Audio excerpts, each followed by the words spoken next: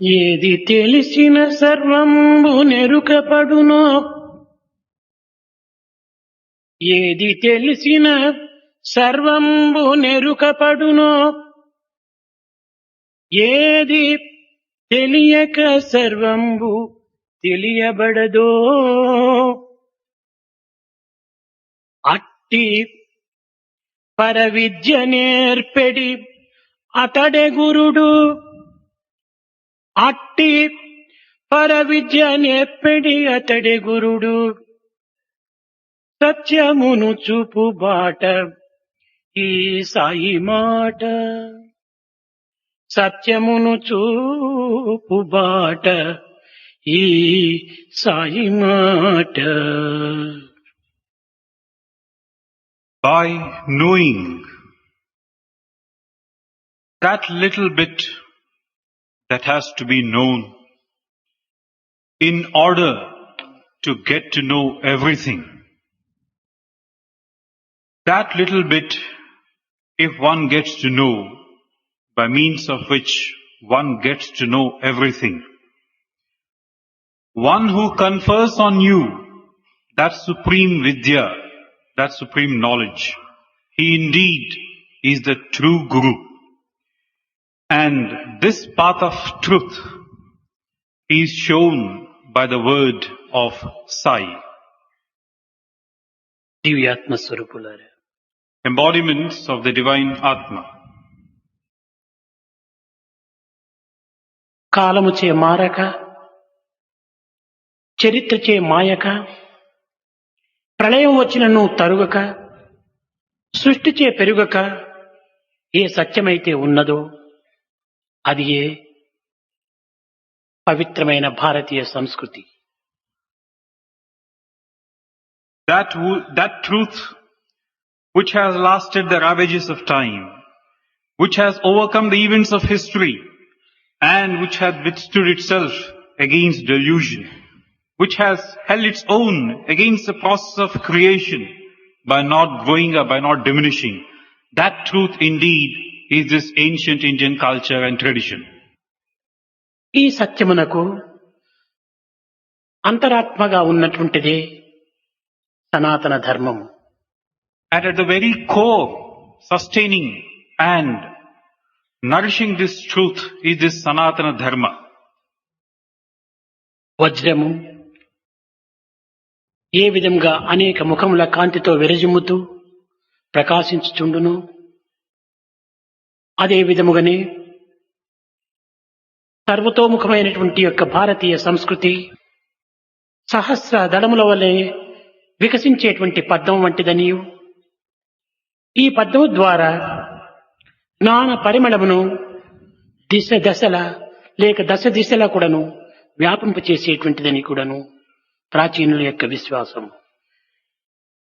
It has been the firm belief and conviction right from ancient times of people that just as the many splendored brilliance and splendor of the diamond is there for all to see, so also has this culture been thriving and flourishing and sparking in all its brilliance. And it has also been compared to the many-petaled lotus, which in its full bloom state radiates fragrance of this supreme knowledge. సనాతన ధర్మమునకు నీతి శీలములే పునాదులు. For this Sanatana Dharma, morality, ethics are the supports. ఆధ్యాత్మికమే ఆయువు పట్టు. And the spirituality is the very life breath. ప్రేమని జీవితమునకు ఆరాధనయనియు, It is love which gives you this sense of longing. సత్యమే ప్రాణమునకు శ్వాసయనియు, And truth is like your life breath. విశ్వసించినటువంటి వ్యక్తులే భారతీయ ప్రవక్తలు. And all the supreme ones of this ancient country are verily those who have held high such notions and ideas. ఇట్టి అనేక ప్రవర్తనలను కన్నటువంటి దేశమే భారతదేశము. And all that you see that manifests itself as a result of such ideas is this country Bharat. నాటి నుండి నేటి వరకు కూడాను ఈ దివ్య శుభోదరను ప్రపంచమునకు అందించి ఆచరణ రూపమైనటువంటి ప్రచారములు కల్పించి భారతదేశమునకు దేదీప్యమానమైనటువంటి యొక్క జ్యోతులు వెలిగించినటువంటి వారు ఈ యొక్క ప్రవక్తలు.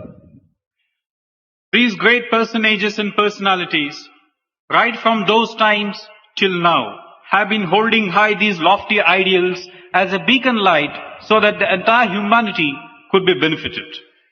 ఈ ప్రవక్తల యొక్క అంతరాత్మనే భగవంతుడని విశ్వసించినటువంటి వారు. These people also have the firmly rooted conviction in God. కానీ ఈనాడు భగవంతుని విస్మరించి లౌకికమైనటువంటి యొక్క సుఖ సౌఖ్యములే భోగ భాగ్యములే ఆధారము ప్రధానమని విశ్వసించి వాటి నిమిత్తమై మానవత్వాన్ని అంకితం గావిస్తూ వస్తున్నారు. But today one forgets God. One goes by what goes on in this material world in terms of luxury, comfort and convenience, and losing in the process the main goal and aim of life. భగవంతుని విస్మరించటం అనగా తాను హృదయరహితుడు కావటమనే అర్థం. By forgetting God, one is verily losing one's own heart and what goes with it. ఇలాంటి హృదయరహితులైనటువంటి యొక్క మానవులు ఎన్ని విధములైనటువంటి ప్రయత్నములు సలిపినప్పటికీ ఇవి కేవలము నిరర్థకములు, ఇది స్వార్థములు. A human being devoid of this element of heart, whatever be his endeavors, will always be fruitless and will have an aimless, and we can say that he is selfish to the extreme. ఈనాడు ప్రపంచములో ఎచ్చట చూచినప్పటికీ నవసమాజ స్థాపనకై అనేక రకములైనటువంటి ప్రయత్నములు సలుపుచున్నారు. Wherever you look around you today, you find ideas centered on building a new society. ఆపోహలు ఆశలు మాత్రమే కనిపించుచున్నవి కానీ ఆచరణలు ఏమాత్రం కూడాను కనిపించుటలేదు. There are these ideas and ideals, no doubt, but things to put these into practice are not easy to see. నిత్య జీవిత అవసరాలు, all your day-to-day conveniences and requirements, Bhoga భాగ్యములు, your comforts and luxury, ఆర్థిక సంపత్తి, material possessions, ఇవన్నీ కూడాను ప్రతి మానవునికి కూడాను సమానంగా పంచవలననియే ఈ యొక్క నవ సమాజం యొక్క ఆశయాలు. All these should be shared equally by all. This is the new slogan ruling the lives of the present day world. ఇవి మంచిది. Certainly this is laudable. కానీ ఆ విధంగా సలపటం సాధ్యమా? But is it possible to bring about such a state of affairs? ఆస్తిపాస్తులు, భోగ భాగ్యములు అందరికీ సమానంగా పంచవచ్చునే కామో కానీ ఆశలను మాత్రం ఎవరూ సమానంగా పంచలేరు. It might be possible though to share and distribute your wealth, your material possessions, your comforts and luxury. But is it possible to share and distribute equally your hopes and aspirations? ఆశలను సమానంగా పంచలేనటువంటి యొక్క ఆశయాలు ఇవి కేవలము నిరాశ కిందికే దిగజారుతాయి. So these slogans which cannot fulfill your own hopes and aspirations will lead you to a state of despondency and despair. సమాజ వాదన ముఖ్యమైనటువంటిది. కానీ ఈ సమాజ వాదనతో పాటు భగవంతుని ఉనికిని కూడాను గుర్తించడం అత్యవసరం. It is certainly necessary and maybe also laudable that you look to the society in terms of benefiting them, but you should not forget God. కారణమేమనగా మానవుని యొక్క తిండి తీర్థములు, the reason is that man's requirements in terms of food ఎక్కడి నుండి and water, పుట్టుచున్నవో, where are they coming from? సర్వజీవులు ఎక్కడి నుండి ఆవిర్భవించుచున్నవో, where are all these different life forms emanating from? సమస్త పదార్థములకు ఏది మూలాధారమో, what is it that is the basis for all these things that ఆ are? శక్తిని భగవంతుడు అని విశ్వసిస్తూ వచ్చారు. That primordial entity through which everything manifests, which sustains and governs, that is God. అట్టి ఆధారమైనటువంటి భగవంతుని విస్మరించటం చేతనే ఈనాడు కరువులు, కాటకాలు, యుద్ధములు, అల్లకల్లోలములు, అనేక విధమైనటువంటి అశాంతులకు గురి కావలసి వచ్చింది మానవత్వం. You have forgotten such a God, the giver and protector. So it is that today man is up against scarcity, wars, chaos, agitations, trouble and whatnot. నిజముగా మానవుడు అనుభవించేటువంటి యొక్క నిత్య జీవిత సామగ్రి గాని, నిత్య జీవిత సదుపాయములు కాని, నిత్య జీవిత ఆనందములు కాని మానవుని యొక్క కల్పన లేక దైవం యొక్క సృష్టి అనేటువంటి సత్యాన్ని లోతుగా విచారించవలసిన అవసరం. It is necessary for us to go deep into this question. All these material possessions, all these comforts, all these joys and moments of happiness that man is experiencing, enjoying, what is the cause? What is the root? And what is the nature of these? మానవుడు నేలను కల్పించుకున్నాడా? Is man able to create and bring to the fore this earth? జలమును సృష్టింపగలుగుతున్నాడా? Can he create water? గాలిని పట్టగలుగుతున్నాడా? Can he hold wind? ఇంతే కాదు, కర్రయందు అగ్ని కర్రను కాల్చకుండా నిలుపగలుగుతున్నాడా?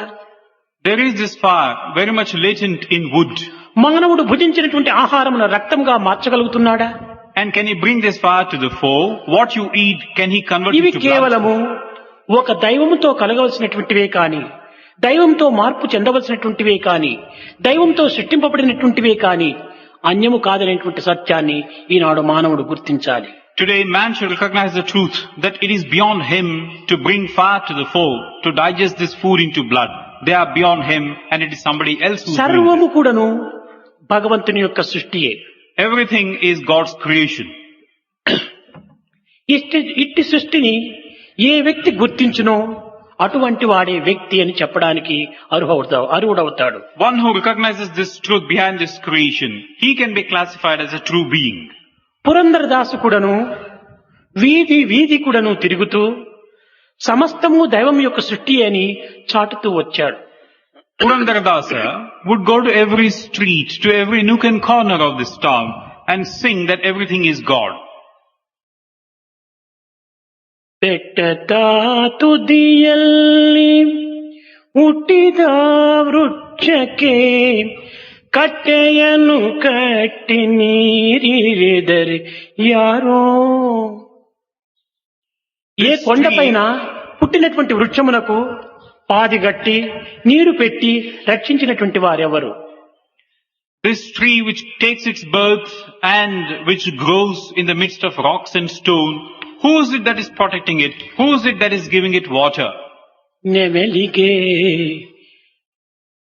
ನೆಮೆಲಿಗೆ ಚಿತ್ರಬಣ್ಣವನು ಬರಿದವರ್ಯಾರು, ಪವಳದಾಲತೆಗೆ ಕೆಂಪೀಟರ್ arrow.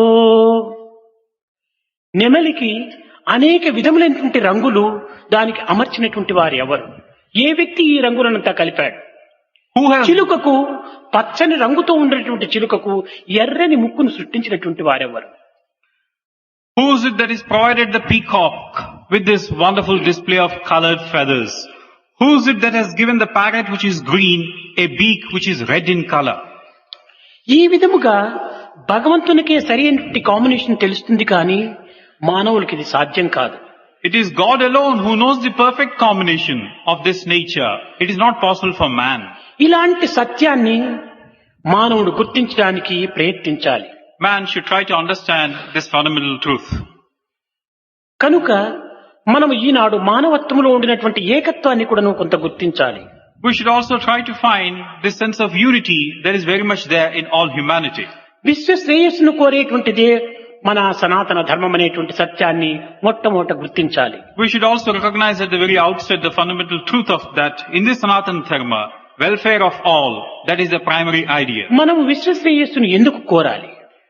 Why do we go for this? Well, let everyone be happy. కారణం అందరూ ఒక్క తల్లి బిడ్డలం. The reason is all are children of the same mother. భుజబలములో బుద్ధి బలములో భేదములు ఉండవచ్చు. In terms of physical prowess and might, and in terms of forms, there could be differences. సిద్ధాంతములలో భేదములు ఉండవచ్చును. There could be differences of opinion also. తెలివితేటలలో భేదములు ఉండవచ్చును. In degrees of intelligence, there could be differentiation. గుణములు ఎందుకును భేదములు ఉండవచ్చును. In terms of the qualities that one has, also a difference maybe. ఒక్కదాని యందు మాత్రము ఎట్టి భేదములు లేదు. But in respect of one thing, there is no distinction. సృష్టి విధానం మాత్రము సర్వులకు ఒక్కటే. This process of creation is common to all.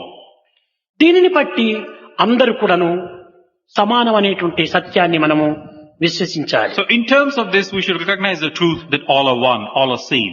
ఈ విధమైనటువంటి సమతత్వాన్ని మనం విశ్వసించినప్పుడే నవ సమాజం యొక్క అర్థమును మనము గుర్తించినటువంటి వారం అవుతాం. When we get to know this equality of all beings, we can really build a new society and understand the meaning behind it.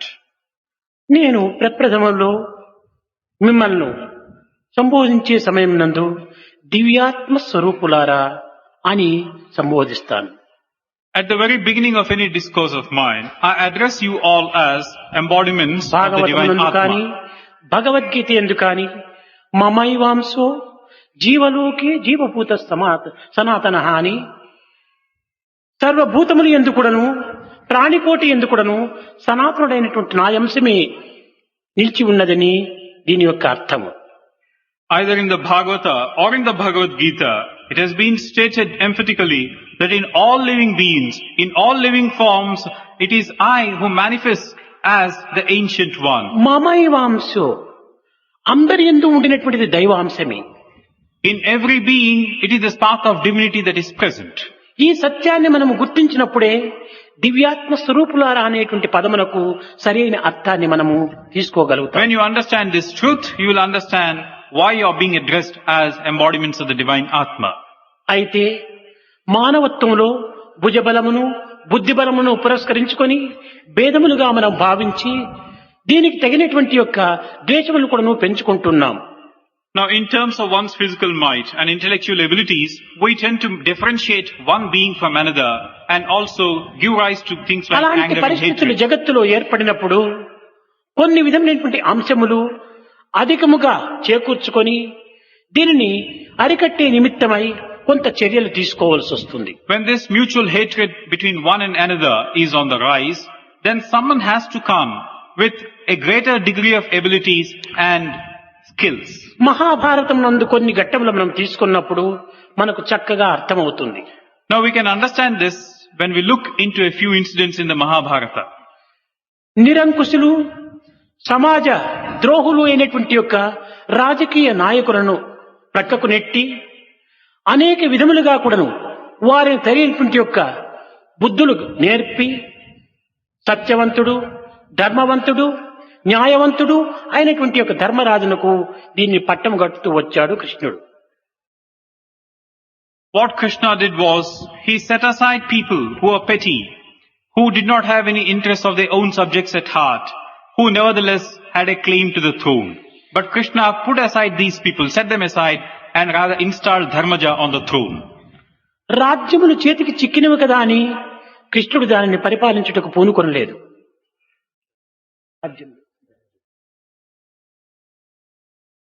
Just because he had the kingdom, Krishna did not aspire to rule on his own.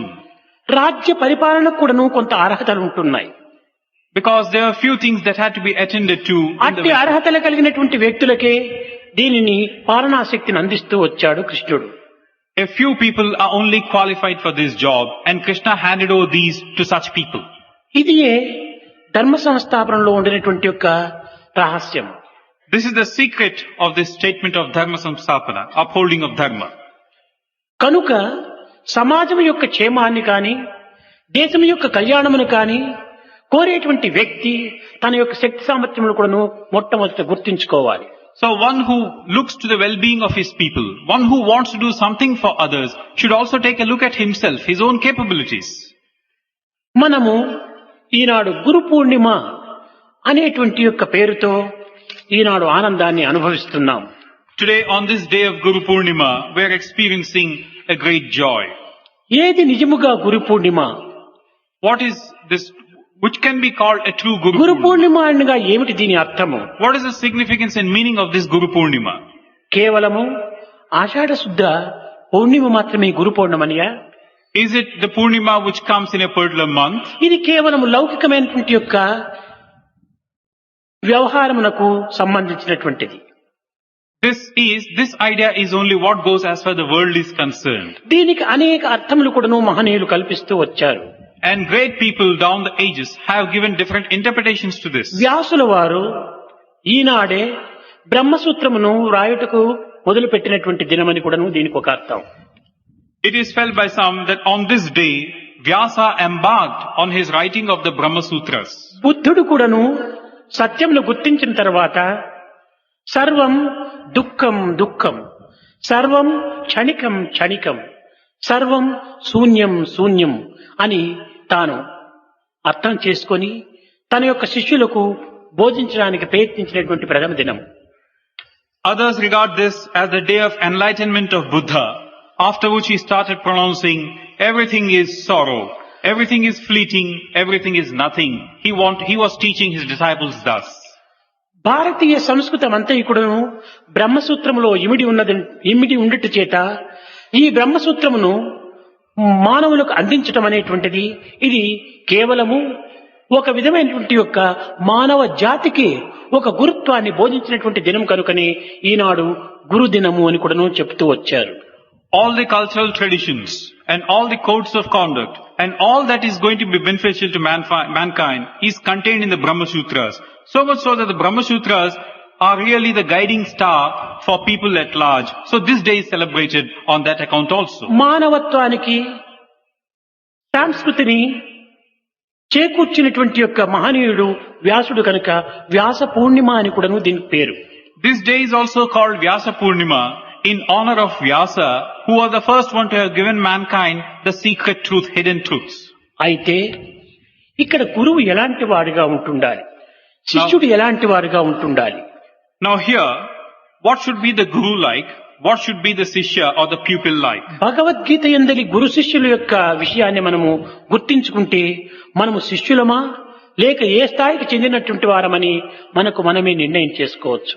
If we look at the understanding of these two terms in the Bhagavad Gita, each one can see for himself or herself whether we are qualifying for these or not. భగవద్గీతలో ఉన్నటువంటి శిష్యుడు నరోత్తముడు. In the Bhagavad Gita, the Sishya is Narottama. భగవద్గీతలో ఉండినటువంటి గురువు పురుషోత్తముడు. And in the Bhagavad Gita, the Guru is the Purushottama. ఇంకా భగవద్గీతలో ఉండినటువంటి శిష్యుడు మహాత్ముడు. And the Sishya in the Bhagavad Gita is a Mahatma. గురువు పరమాత్ముడు. And the Guru is Paramatma. భగవద్గీతలో ఉన్నటువంటి శిష్యుడు ఆదర్శప్రాయుడు, ఆదర్శమూర్తి. And the Sishya in the Bhagavad Gita is an ideal person, ideal in every గురువు way. అవతారమూర్తి. And the Guru is the very avatar శిష్యుడు himself. పాత్రధారుడు. The Sishya in the Bhagavad Gita is one who's holding. గురువు సూత్రధారుడు. He is just the instrument and Guru is the one who శిష్యుడు initiates everything. ధనుద్ధరుడు. The Sishya is the one who's holding the bow. గురువు యోగీశ్వరుడు. And the Guru is the Yogishwara. ఇలాంటి గురు శిష్యుల యొక్క సంబంధమే సరి అయినటువంటి గురుత్వాన్ని నిరూపిస్తుంది. It is this combination of Guru and Sishya which illustrates to the best what a Guru and Sishya should be like. కనుకనే ఆనాటి శిష్యుడు నాకు మానవత్వం అనేటువంటి ఒక కర్తవ్యం ఉన్నదని వెర్రవీగలేదు. So in those days, this Sishya never became arrogant that I have a role to play. కరిష్యే వచనం తవ అన్నాడు. నీ ఆజ్ఞ నేను శిరసావహిస్తాను అన్నాడు. I shall obey your command. This is what the Sishya said. అని తన గాంధీవం అనేటువంటి ధైర్యాన్ని ఒక అహంకారాన్ని దూరం వేశాడు. So in this way, there was a symbolic gesture on his part when he threw away his bow. అహంకారం ఉండినంత వరకు కూడాను గురువు చిక్కడు. This bow is indicative of one's ego. So long as you have it, your Guru won't be yours. గురువు చిక్కిన అహంకారం ఉండదు. Once you get your Guru, there is no place for ego in you. కానీ దురదృష్టవశాత్తు ఈనాడు అలాంటి గురు శిష్యులు మనకు లభ్యం కావటం లేదు. Unfortunately today, we can't come across such gurus and such sishyas. లోభి గురువులు సోమరి శిష్యులు అధికమైపోతున్నారు. What we have is, these gurus are misers and the sishyas are the lazy ones, lazy logs. కేవలము చెవులో మంత్రము, చేతిలో డబ్బు. It is like giving a mantra in the ear, holding out the palm ఇది for కాదు return. గురుత్వానికి సరైనటువంటి అర్థము. This is not the true meaning of Guru. గురుత్వం అనగా గోకాకు చెప్పినట్టుగా అజ్ఞానం అనేటువంటి అంధకారమును దూరం చేసి ప్రజ్ఞానం అనేటువంటి యొక్క ప్రశాంతిని ప్రకాశింపచేసేటువంటి వాడు గురువు. Guru is one who removes the darkness of ignorance and fills you with the splendor of enlightenment. కానీ ఈనాటి గురువులు అజ్ఞానమును అధికం చేస్తున్నారు. But today's gurus, They tend to increase your ignorance. ఆశలను పెంచుతున్నారు, They tend to increase your desires. అహంకారమును విజృంపజేస్తున్నారు, And they play to your sense of ego and arrogance. తద్వారా మానవత్వమునే కోల్పోతున్నారు శిష్యులు. As a result, the Sishyas are losing what little they have of this human nature. ఆధ్యాత్మికమైనటువంటి విషయంలో అవిశ్వాసం అభివృద్ధి అవుతుండాలి. In terms of spirituality, there is a sense of disbelief. ఆధ్యాత్మిక సంపద క్షణక్షణమునకును అంకుశమైపోతుండాలి, అనగా ఒక విధమైనటువంటి అతపతనమైపోతుండాలి. The spiritual wealth day by day is diminishing. హాస్యాస్పదం కూడా అవుతుండాలి. It is also becoming an object for derision. ఇలాంటి పరిస్థితుల్లో శిష్యుల యొక్క ప్రవర్తనను, గురువు యొక్క బాధ్యతను గుర్తించడం అత్యవసరం. So in such a situation, we should try to see what the Sishya is doing and what the responsibility of the Guru is. ఒక సాధకుడు యాత్రకై ప్రయాణం ప్రారంభించాడు. One sadhaka once set upon a journey. మార్గ మధ్యములో ఒక నదిని దాటవలసి వచ్చింది. On the way, he had to cross a river. అతనికి ఆ నది యొక్క లోతుపాతులు తెలియదు కనుక క్రొత్తవాడవుట చేత తెలిసినటువంటి వారి కోసమై అటు ఇటు చూచాడు. He was a stranger to these parts. He did not know the depth of this river. So he started looking here and there for some help from somebody. ఒక వృక్షం కింద ఇద్దరు వ్యక్తులు కనిపించారు.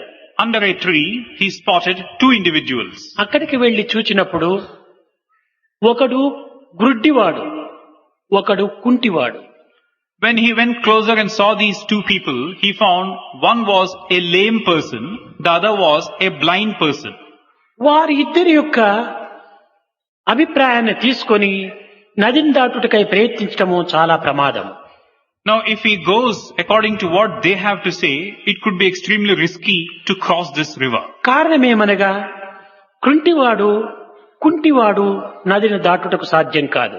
The reason is as simple as this. The lame person cannot cross the river. A blind man is out of the question. అసలు నదినే చూడలేదు. And as far as the blind man is concerned, he can't even see the river. దీని యొక్క అంతరార్థం ఏమనగా శాస్త్రజ్ఞానము లేనటువంటి వాడు కుంటివాడు. The inner meaning of this is one who does not have any scholarship of any sort. He is like this lame man. అనుభవ జ్ఞానము లేనటువంటి వాడు గుడ్డివాడు. And one who has no sense of experience of anything is this blind person. కనుక ఈ గుడ్డివాడు చెప్పినటువంటి విషయాన్ని ఆధారం చేసుకుండినా మనము ఈ సంసారం అనేటువంటి నదిని మనం దాటలేము. So if we go by what the lame man has to say, we can't cross this river of this samsara. ఇక్కడ శాస్త్రము అనుభవము రెండింటి యొక్క సమ్మిళితమైనటువంటి యొక్క స్వరూపమును మనము ఆశ్రయించినప్పుడే మన యొక్క బాధలను నివారణ చేసుకోగలము, ఈ సాగరాన్ని మనము దాటగలము. So if we make acquaintance with one who has both these, scholarship as well as experience, there is hope for us that we shall cross this ocean of difficulties. శాస్త్రము తెలిసియు అనుభవం లేకుండినా ప్రయోజనం లేదు. అనుభవం ఉండి కూడాను శాస్త్రము తెలియకుండినా ప్రయోజనం లేదు. ఇవి అసంపూర్ణమైనటువంటివిగా ఉంటుంటాయి. One may have scholarship but no experience. One may have experience but no scholarship. In either case, it's not going to be benefiting you. కనుక శాస్త్రజ్ఞానము కలిగి అనుభవ జ్ఞానంతో కూడినటువంటి యొక్క వ్యక్తి పరిపూర్ణుడు కావటం చేత అట్టి పరిపూర్ణత్వం కలిగినటువంటి యొక్క తత్వమునే గురుత్వము అని చెబుతూ వచ్చారు. These people are fractional individuals. So one who has the scholarship, one who has the experience, has in him this totality of everything, and he is the true guru according to one definition. అలాంటి పవిత్రమైనటువంటి యొక్క పరిపూర్ణత్వం మనకు లభించవలనన్నా మొట్టమొదట మనం అహంకారమును స్వార్థమును దూరం చేయాలి. If we want to secure the assistance of such a whole, such a totality of a person, then we should first of all remove the traces of ego. ఎన్ని విధమైనటువంటి శాస్త్రజ్ఞానం తెలిసినప్పటికీ అహంకారం అనేటువంటిది మన ఆవరించి ఉన్నంత కాలము మనము ఈ ఆనందాన్ని మనం అనుభవించలేము. We might have scholarship all right, but with this ego firmly in us, we cannot really hope to know anything worthwhile. గురువాజ్ఞను శిరస్సా వహించాలి.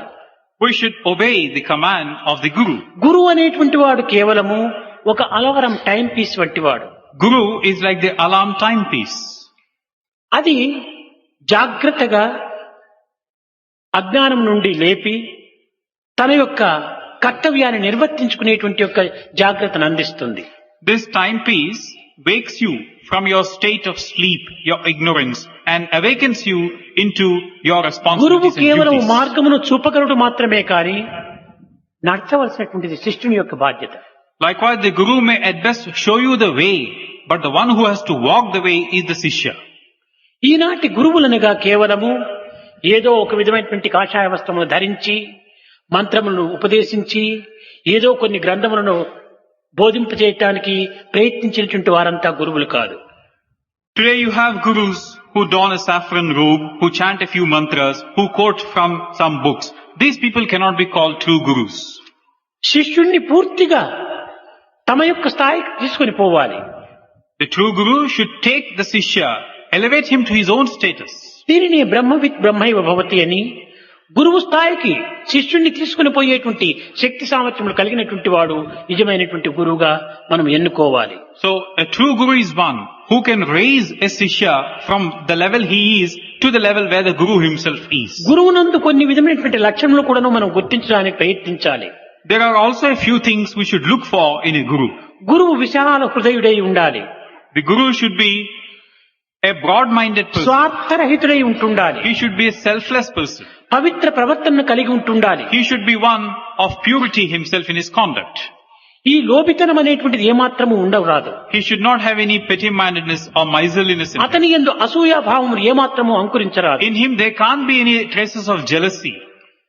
సర్వుల యందు ఉండినటువంటి యొక్క సమత్వాన్ని తాను తెలిసి వర్తించాలి. He should have this equanimity of purpose. And he అసూయ should అనగా ఇతరుల యొక్క మంచిని చూచి తాను ఓర్వలేకుండా పోవటం మాత్రమే అసూయ కాదు. What does the word jealousy mean? Jealousy does not just mean that you can't tolerate what the other one is ఇతరుల having. యందు దోషములను వెతికేటువంటి యొక్క వ్యక్తియే అసూయాపరుడని చెప్పవచ్చు. A person who's jealous is one who looks for shortcomings in others. అందువలనే భగవద్గీత యందు అర్జున నీవు దోషములను వెతికేటువంటి మార్గంలో నీవు ప్రయత్నించద్దు. In the Bhagavad Gita, Krishna says, Arjuna, don't start looking at the shortcomings of others. నీవు అనసూయుడు కమ్ము కాని అసూయుడు మాత్రం కారాదు. You cannot be this jealous person. You are one who is devoid of jealousy. సామాన్యమైన మానవులు యందు దోషములు కనిపెట్టడానికి ప్రయత్నించినటువంటి వాడే అసూయుడైనప్పుడు దైవము యందు కూడా నువ్వు దోషములు వెతకడానికి ప్రయత్నించేటువంటి వాడు ఇంకెలాంటి వాడో మీరు గుర్తించాలి. Now among ordinary mortals, a person who starts looking at shortcomings of other individuals is called a jealousy person. Now what do you make of these people who try to look for shortcomings in God himself? మానవుని యొక్క సమస్త దుఃఖములకు మూల కారణము అసూయని. So here the primary cause for all is this asuya or jealousy. ఈ అసూయను మనం ఏనాడు దూరము చేసుకుందామో ఆనాడే మనం అనుగ్రహానికి పాత్రలమవుతాం. Remove this jealousy in you, you'll secure grace. మానవుని యందు ఉండినటువంటి యొక్క సర్వాంగములకు సమత్వమైనటువంటి ఏకత్వాన్ని బోధించి దివ్యత్వానికి ప్రయాణం సల్పాలి.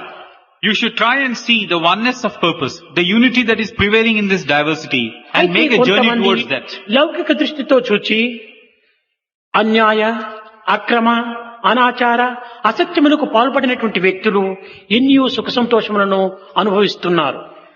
Now in the worldly stage that's around you, when you look around, you'll notice that a person who takes the wrong path, who indulges న్యాయము in teaching, ధర్మము ప్రేమ అనేటువంటి యొక్క దివ్యమైనటువంటి గుణములతో వర్తించేటువంటి వారు అనేక బాధలకు గురి అవుతున్నారు. such people who do everything against the interests of others, they are prospering. Those who are upholding this dharma, nyaya, they are in a state of misery. కన్ను మిన్ను కానని వానికి జీవితమంతా పన్నీరా.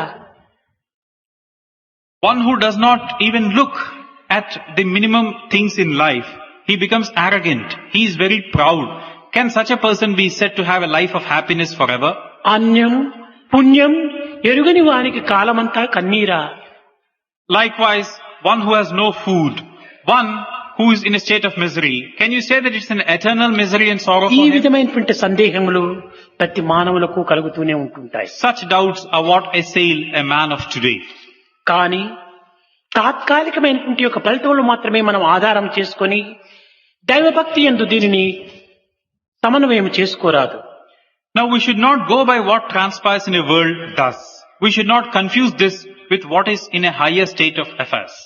అది ఆ కాలకర్మ కారణ కర్తవ్యమునకు మాత్రమే సంబంధించినటువంటిది కానీ దైవత్వానికి ఏమాత్రం కూడా సంబంధించినటువంటివి కాదు. These things as you see around them are purely circumstantial for the present. You cannot link it to God in any way. మన కర్తవ్యాన్ని, మన యొక్క ప్రవర్తనను సక్రమమైనటువంటి వాటిగా మనం గుర్తించడానికి ప్రయత్నించాలి.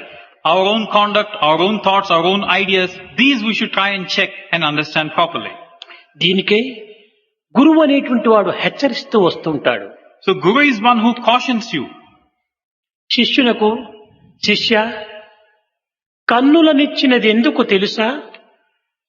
He asked the Shishya, do you know why the eyes have been given? అన్నీ చూచేటందులక? Have they been given so that you may see everything? కాదు కాదు. No.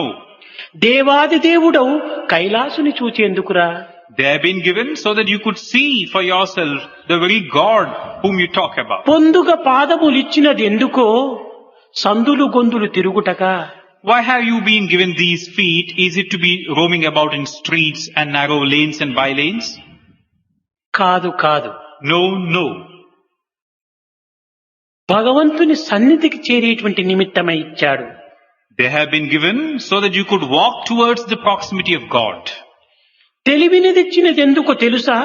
కలిమిని సంపాదించుటక? Why have you been given this degree of being clever or intelligent? Is it for wealth, that you may get wealth? కాదు కాదు. No, no. నగ్న సత్యం ఎరిగేందుకురా? It's been given so that you could understand the basic truth. దైవం యొక్క తత్వాన్ని మనం గుర్తించే కోసమని ఈ తెలివినిచ్చిండేది. To understand the truth of God. That is why it's been given to you. చదువు విద్యలనిచ్చినది ఎందుకు తెలుసా? Do you know why these studies and skills and education have been given పద్యము to you? గద్యము పాడుటక లేక చదువుటక? Is it for attaining scholarship? Is it for singing and composing?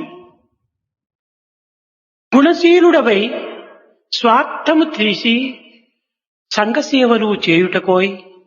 They have been given so that you may build up your character. You may throw away your selfishness and you may serve others. నిజముగా విద్యల యొక్క రహస్యమును కాని, మన యొక్క ప్రవర్తన యొక్క రహస్యాన్ని కాని చక్కగా మనం గుర్తించుకుంటే మనకు ఈ బాధలు ఏమాత్రం కూడాను మనల్ని బాధించవు. If you really understand the meaning and scope of what we call education and these skills, we won't come across the difficulties that we are encountering today. మన యొక్క మాటలను సరైనటువంటివిగా మనము ఉపయోగపెట్టాలి. Our words should be utilized properly. దైవం యొక్క గుణగణములను వర్ణించడానికి ప్రయత్నించాలి. We should try and sing the glory and attributes of God properly. ఈ విధమైనటువంటి యొక్క ప్రతి చర్యను కూడాను సరైన మార్గంలో మనం ఉపయోగించినప్పుడు మనకు గురువే అవసరం లేదు. In this way, every faculty given to us is used for the purpose it has been given. And then we don't need the Guru. మర్మమెరిగిన మరు నిమిషంలో మనసే వారికి గురుడండి అన్నారు. One who has understood this secret, for him, his mind itself is the Guru, it has been said. Tyagaraju కూడా చెప్పాడు. Tyagaraja had this to say. ఎన్నగా మనసుకు రాణి పన్నగ సాయి సొగసు పనుగ కనుగొనని కన్నులేలే కన్నులేలే కన్ని మిన్నలేలే. భగవంతుని యొక్క గుణగణములను కాని, భగవంతుని యొక్క సౌందర్యాన్ని కాని చూడని కన్నులు, వినని చెవులు ఏమి ప్రయోజనం అన్నాడు.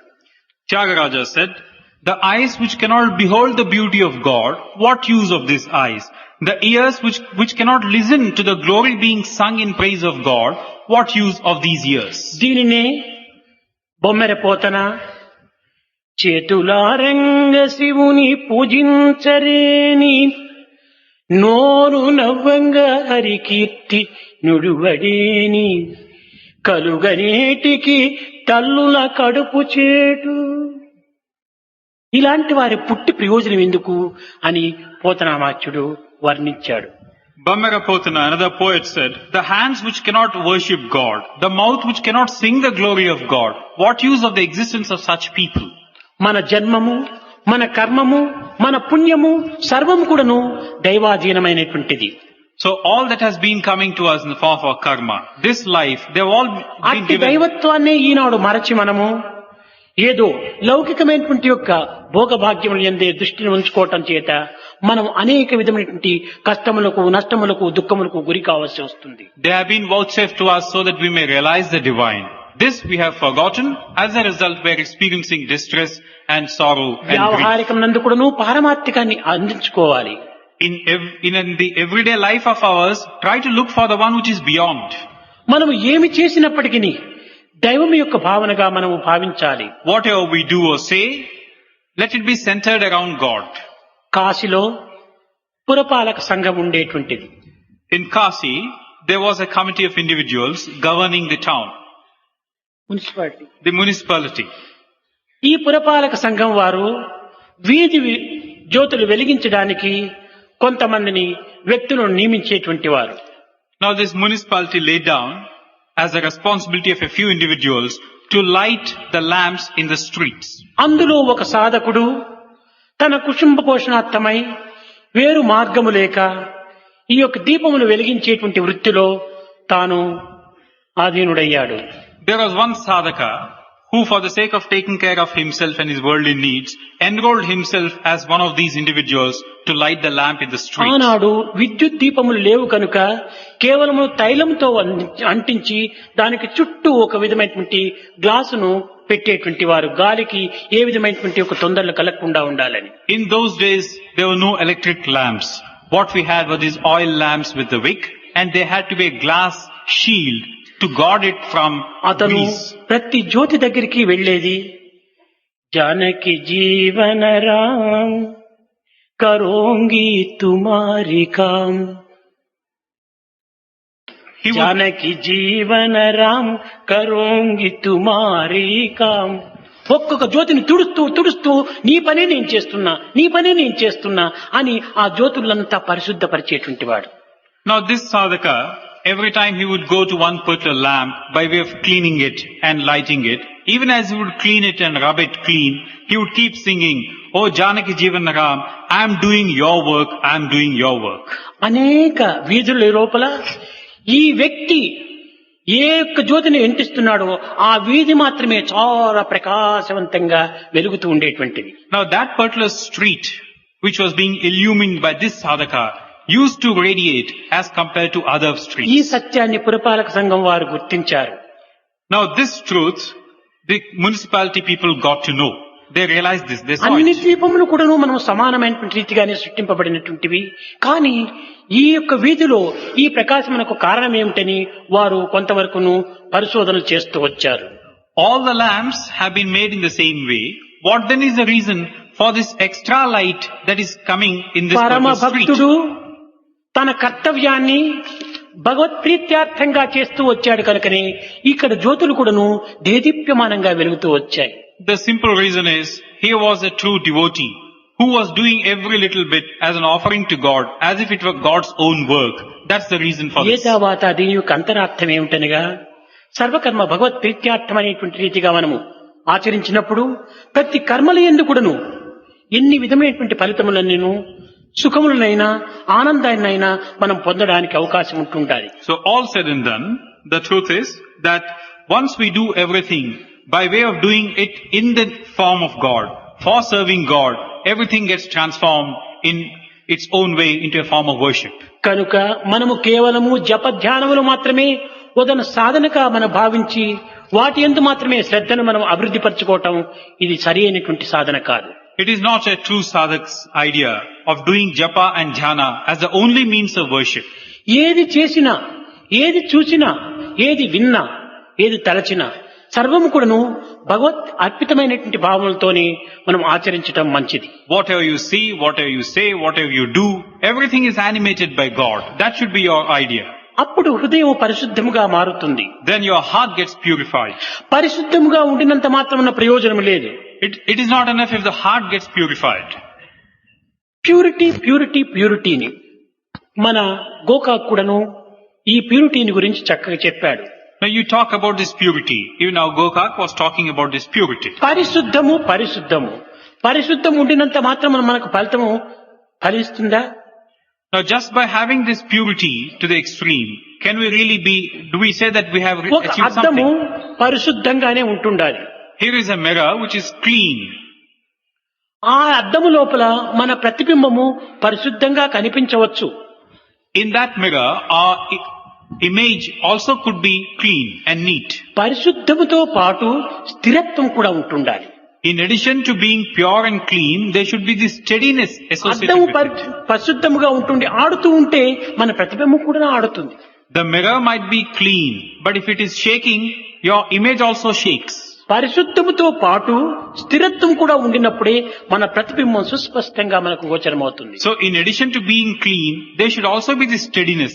Then your image also will be steady. కనుకనే slow and steady win the race అన్నారు. కానీ హార్స్ రేస్ కాదు, మన లైఫ్ రేస్. స్థిరంగాను ఉంటుండాలి, స్టడీగా ఉంటుండాలి. This should be pure, this should also be steady. కనుక అనేక మంది నా హృదయం చాలా పవిత్రంగా ఉంటుండాలి అని మాత్రమే కొంత పిచ్చి పిచ్చిగా భావిస్తుంటారు. There are many who say that my heart is pure and they start building on that. పరిశుద్ధంగా ఉండవచ్చును, కానీ చంచలంగా కూడా ఉంటుండాలి. Your heart might be ఆ pure. చంచలత్వాన్ని కూడా నువ్వు లేకుండా చూసుకోవాలి. Your heart might be pure, all right, but ఇది it should also, కాన్ఫిడెన్స్. ఈ స్థిరత్వం అనేటువంటి దాన్ని మొట్టమొదట మనం పెంచుకోవాలి. it should also be steady. And this will be possible if you have your confidence. This is the భక్తి ultimate idea. నిరంతరం కూడా నువ్వు చంచలముగా ఉంటున్నప్పుడు మనం సరి అయినటువంటి యొక్క ఆనందాన్ని మనం పొందలేము. Now we may have this devotion, all right, but if you're not steady, we cannot get the ananda which is in the ప్రతి normal వ్యక్తికి course. కూడా నువ్వు కొన్ని విధమైనటువంటి కొన్ని నిర్ణయాలను తాను కలిగి ఉంటుండాలి. Now every individual should have for himself a set of ideas and ideas, decisions. అట్టి నిర్ణయాలను మనం ఏనాడు నిర్మించుకోలేకపోయినప్పుడు మనం ఏమాత్రం కూడా నువ్వు ముందంజ వేయలేము. If we can't have something definite thus, we cannot proceed further. అవతార పురుషులు కూడాను కొన్ని నిర్ణయాలను తాను నిర్ణయించుకొని వస్తుంటారు. Even an avatar has a certain decisions made in tune with them. కొన్ని he believes. హద్దులను కూడాను నియమించుకొని ఉంటుంటారు. He also has his own limits and limitations. కృష్ణుడు వచ్చాడు, దేనికోసం వచ్చాడంటే 3 ప్రతిజ్ఞలు పట్టుకొని వచ్చాడు. Krishna had come. Why? For the sake of 3 things. ధర్మ సంస్థాపనాప్తాయ సంభవామి యుగే యుగే, One of the first resolve is for the sake of upholding dharma from yuga to మోక్షయిష్యామి yuga, మాసుచ. to confer liberation and all. ఈ విధమైనటువంటి యొక్క నిర్ణయాలు వారు పూర్వమే దాన్ని కొంతవరకు ప్రతిష్ఠ చేసుకుని రావటం చేతనే దాని నిర్ణయాలకు విరుద్ధమైనటువంటి మార్గమును వాడు అవలంబించకుండా పోతుంటారు. They come thus in a preordained way. They would have resolved already what they should be doing. After they come, they fall in tune with these resolutions of theirs. యోగక్షేమం వహామ్యహం. I shall take care of all. అందరి యొక్క యోగక్షేమం నేను చూడడానికి, ధర్మమును స్థాపించడానికి, మోక్షమును ఇవ్వడానికి నేను వస్తున్నానని 3 విధమైనటువంటి ప్రతిజ్ఞలతో వచ్చాడు. These were the 3 resolves of Krishna: to uphold dharma, to take care of all beings, and to confer liberation. Ramulu కూడాను ఏకపత్ని, So also Rama, one wife, ఏక విల్లు, ఏక అంబు. one arrow. అంతేకాదు, తాను నీవాడని ఒక పర్యన ఏవాడైన నేమి ఏలుదువాని. స్వామి, నేను నీవాడు అని ఎవరు చెప్తారో అలాంటి వాడిని ఎవడైనా సరే నేను వాడిని ఏలుతాను అన్నాడు. And the third one is, if somebody were to come and say, Swami, I am yours, irrespective of what he is or what he was, I shall certainly take care of him. దీనినే కృష్ణుడు కూడా ఉపయోగించాడు. ఏ జనాం పర్యుపాసతే తేషాం నిత్యాభియుక్తానాం యోగక్షేమం వహామి. ఏ జనాం, ఏ జనుడైనా పర్వాలేదన్నాడు. This is what also Krishna said. It doesn't matter who the person is, I shall take care of everyone and all. అట్లనే ప్రతి ఒక్క దివ్యమైనటువంటి శక్తి స్వరూపులు కూడాను ఆ విధమైనటువంటి కొన్ని ప్రతిజ్ఞలతో తీసుకుని వస్తుంటారు. So వారు దానిని మాత్రమే ఏ విధంగా కూడా మార్పులు చేయకుండా చూసుకుంటుంటారు. In this way, all divine beings come down with a certain set of resolutions and they would not stray from these. స్వామి యొక్క ప్రేమతత్వం కూడాను అలాంటిది. So also is this love, the nature of love of Swamis. స్వామి యొక్క ప్రేమ నిస్వార్థమైనటువంటిది, నిర్మలమైనటువంటిది. Swami's love is unsullied, it's pure, it is selfless. స్వామికి ఇచ్చుకునేటువంటిది తప్ప పుచ్చుకునేటువంటిది ఎరుగడు. Swami knows only how to give, he never knows how to take anything. స్వామి చెయ్యి ఎప్పుడు ఇట్ల పోతుంది కానీ ఈ విధంగా ఏనాడు కూడా పోలేదు. Swami's hand is always above, never below to receive anything.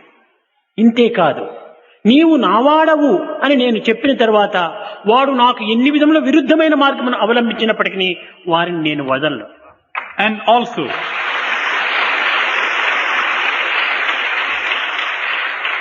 once a person says, Swami, I am yours, I shall take care of him forever, irrespective of what he becomes after that or what he does, even against my own interests. అయితే స్వామి నావాడు అని విశ్వసించినటువంటి వారు కొన్ని కష్టములకు, కొన్ని దుఃఖములకు, కొన్ని విచారములకు గురి అవుతుంటారు కదా.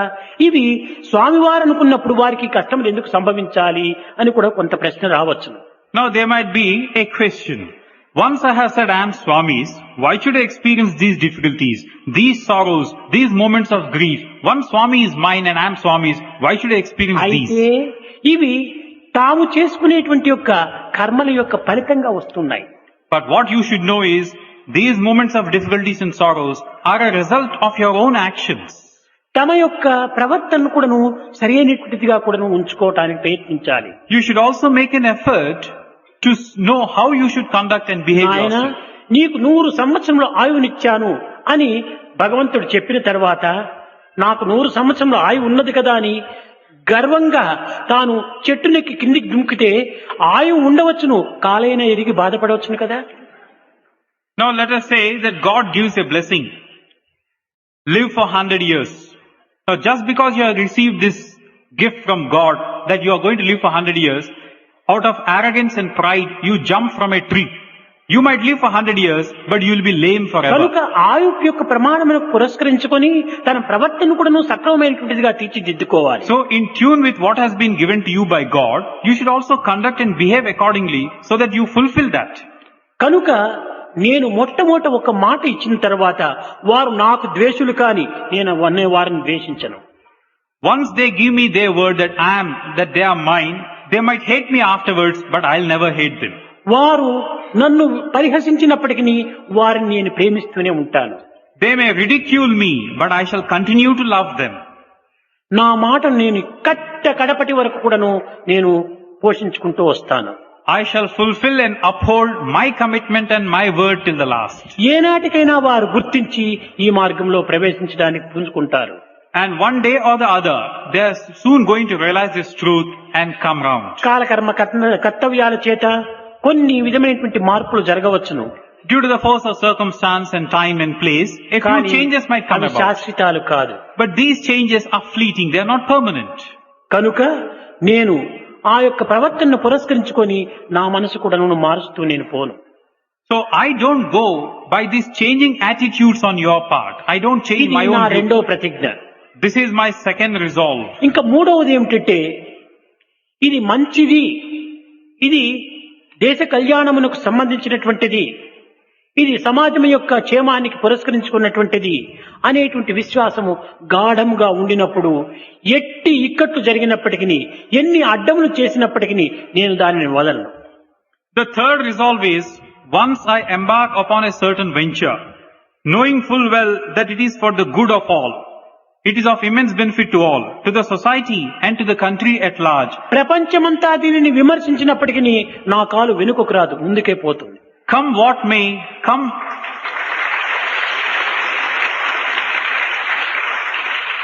whatever may be the hurdles and obstacles, I shall go forward. I never so much as take a step backward. I shall always move ఈ onwards. మూడు నా ప్రతిజ్ఞలు. These are the three ముందుకు resolutions of వేసిన mine. కాలు వెనుకకు రాదు. A step that is taken forward will never come back. ఇచ్చిన వాగ్దానం నేను తీసుకోను. Once I give a certain commitment, I don't take it back. నాది ఇచ్చుకోవటమే కానీ పుచ్చుకోవటం లేదు. And the third thing is, I only give, never take anything. ఈ మూడు ప్రతిజ్ఞలను నేను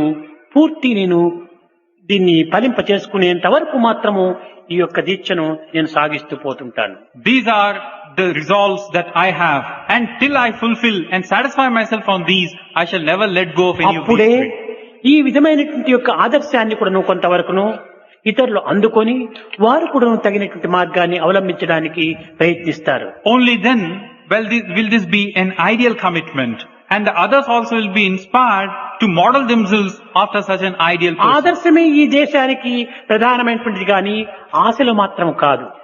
It is the ideal which is necessary for the country at the moment in the world, not hopes and ఆశలు holding నేడు out ideas. ఉండవచ్చును, రేపు మారవచ్చును. Your hopes and aspirations may be there today, may disappear tomorrow. ఆశయాలు జీవితాలు పోయినప్పటికీ ఆశయాలు మాత్రం శాశ్వతంగా నిలిచి ఉంటాయి. But these ideals remain forever and ever. Who may come, who may not be around, కనుక one may ప్రతి go. వ్యక్తి కూడాను ఆశయాలను కొంతవరకును ఫలింప చేసుకోవడానికి తగినటువంటి కృషి చేయాలి. So every individual should try to fulfill his set of ideals. ఆదర్శ పురుషులు కావాలి, One should become an ideal person in the process. అనుష్ఠాన వ్యక్తులు కావాలి, They should try to become noble souls. ఆనందాన్ని ఆశించాలి. They should also try to look ఈ for ఆనందం ఒక happiness. దైవత్వం నుండి తప్ప అన్య మార్గంలో మనకు లభించదు. This supreme happiness that you seek can be got only from God. This bliss can be got only from God, from nowhere else. కనుక మనము ఈనాడు గురు పూర్ణిమ అనేటువంటి యొక్క నిజమైనటువంటి యొక్క అర్థాన్ని గుర్తించుకోవాలనుకున్నప్పుడు మన మనసును పూర్ణత్వంగా మనం మార్చుకోవాలి. So if you want to understand the significance of this day of Guru-Poornima, try to make your mind full. నిశ్చలమైన నిర్మలమైనటువంటి యొక్క హృదయంగా మనం తీర్చిదిద్దుకోవాలి. Our heart should become pure and steady. అప్పుడే ఈ పూర్ణత్వం మనకు ప్రాప్తిస్తుంది. Only then can we have this wholeness of our own personality. ఎక్కడ చూసినా పూర్ణత్వం ఉంటుండాలి. ఇది పూర్ణము, అది పూర్ణము, పూర్ణమున ఉదయించి పూర్ణము. This is whole, that is whole. Within that, within this, everything is a whole. పూర్ణమున పూర్ణము తీసిన పూర్ణమే మిగిలి ఉండును. If you remove something from the whole or a whole from the whole, it still is whole. Nothing is diminished. సమస్తము పూర్ణమే. Everything is this wholesomeness. కానీ మన యొక్క దృష్టి ఇంత పవిత్రంగా లేకపోవటం చేత సర్వము శూన్యంగా కనిపిస్తుండాలి. Because we do not have this broad vision and outlook. Everything looks శూన్యమనేటువంటిది జగత్తులో ఎక్కడా లేదు. Everything looks aimless and purposeless. Actually అంతా speaking, పూర్ణమే పూర్ణమే పూర్ణమే. actually there is nothing in the world that you can say is nothing. Everything is full, everything is everything. కనుక మనం మానవత్వం అనేటువంటి రూపంలో దివ్యత్వాన్ని మనము ప్రకటింపజేయాలి. So in this form of a human being, try to show the divine spark that's in you. మానవుడు పవిత్రుడు. పవిత్రుడు. Man is a sacred entity. ఈ పవిత్రము అనేటువంటిది పదము లాటిన్ భాషలో నుంచి ప్రారంభమైంది. Now the origin of this word pavitra is to be traced to this Latin language. ఈ లాటిన్ భాష లోపల విర్ అనేటువంటి ఒక పదము నుండి పవిత్రం బయలుదేరింది. In this Latin language, this word vir has given rise to this pavitra. విర్ అనగా మానవుడు అనే అర్థం కూడా. In this Latin, vir means man. విర్ అనగా మానవుడు, మానవత్వం పవిత్రము. And vir పవిత్రము దాని యొక్క గుణము. means man. And the nature of this man is sacredness. మానవుడిగా ఉండి మానవత్వం లేకపోతే ప్రయోజనం లేదు. Being a man, if you do not have this manliness about you, మానవుని కంటే మానవత్వం చాలా ప్రధానమైనటువంటిది. you should be a true human being. Without that, there is no point in your being కనుక man. ఈ మానవత్వం ఏమిటంటే పవిత్రము అని. So what is this hallmark of one's existence? It is ఈ this పవిత్రము purity. ఎట్టిగా ఉండాలి? మనము చేసే పనుల్లో పవిత్రము, తలచే తలుపుల్లో పవిత్రము, చూచే చూపుల్లో పవిత్రము, చెప్పే మాటల్లో పవిత్రము, అంతా పవిత్రంగానే ఉంటుండాలి. This sacredness of purity should be shown up in every word of ours, in every thought of ours, in every deed of ours. దేహం ఒక పాత్ర, This body is like a vessel. ఇంద్రియములు దీంట్లో రంధ్రములు. All these limbs, the senses are like the ఈ holes. పాత్రలో మానవత్వం అనేటువంటి యొక్క పవిత్రతను మనం నింపినప్పుడు ఈ యొక్క రంధ్రములు అన్నింటి యందు కూడాను పవిత్రమే రావాలి. In this vessel you are filling this quantity called sacredness. And through these holes of the limbs, they tend to drain away. ఒక పాత్రలో పాయసం నింపితే ఎక్కడ రంధ్రం కొట్టినా ఆ పాయసమే రావాలి, కానీ మరొక పదార్థం రావడానికి వీల్లేదు. Like you have a sweet juice, this payasa, in a vessel. You drill a hole somewhere, you must get payasa out of that కనుక hole. మొట్టమొదట మానవత్వం అంటే ఏమిటంటే పవిత్రము అనేటువంటి సత్యాన్ని మనం ఈనాడు గుర్తించాలి. So the fundamental truth that you must recognize today is man means sacredness. ఏ చర్యలు ఎందుకు కానీ అపవిత్రము రాకూడదు. There should be no trace of impurity in any work, any action of yours. అదే నిజమైనటువంటి మానవత్వం. If you can do that, then you are అట్టి truly man. మానవత్వాన్ని మనము అభివృద్ధి గావించుకున్నప్పుడే దివ్యాత్మ స్వరూపం అయిపోతాం మనం. Once you become pure thus, then you can really be called embodiments of అప్పుడు the divine సర్వము Atma. ఒకటే అయిపోతుంది. Then everything becomes one. వ్యావహారికం పారమార్థికం అనేటువంటి భేదమే ఉండదు. There will be no distinction between the worldly and beyond the worldly. ప్రవృత్తి నివృత్తి అనేటువంటి భేదం కూడా ఉంటుండదు. There will be nothing like that and this. పూర్ణమద పూర్ణమిదం పూర్ణాత్ పూర్ణముదచ్యతే పూర్ణస్య పూర్ణమాదాయ పూర్ణమేవావశిష్యతే. Everything becomes, that is whole, this is whole. From the whole, only a whole can be derived. Everything is whole and everything is full. అప్పుడే మనం నిజమైనటువంటి యొక్క పూర్ణమైనటువంటి యొక్క దివ్యత్వాన్ని అనుభవిస్తాం. అది నిజమైన Guru Purnima. Only then will we experience the joy of this totality of our own perception. గు అనగా అంధకారం, రు అనగా తన్నివారణ, గురు అనగా అజ్ఞాన అంధకారం రూపుమాపేటి ఒక ఆనంద సంపూర్ణమైనటువంటి దినమే గురు పూర్ణిమ అని. That is the true Guru-Poornima day. So Guru-Poornima is that state where you have no trace of ignorance. There is no darkness in you.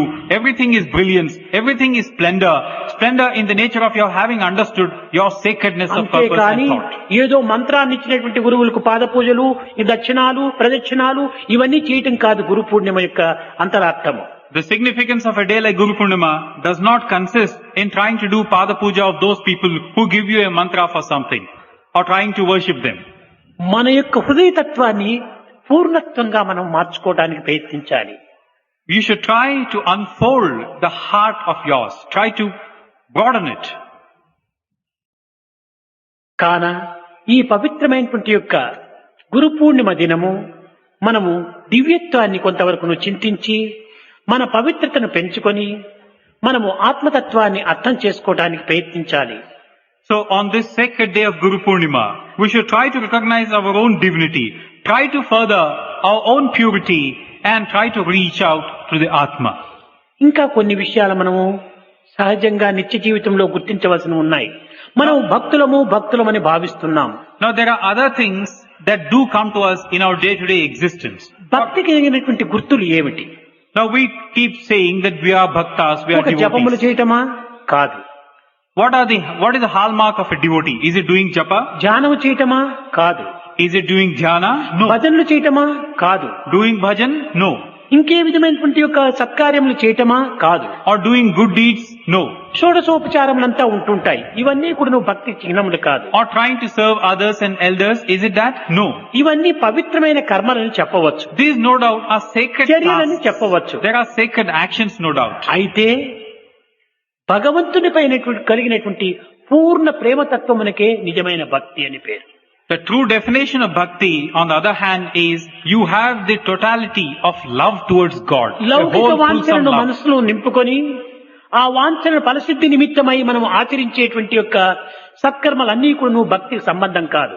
Now you have some worldly desires in you. By way of fulfilling your worldly needs, you start doing some of these things. It can't be true bhakti.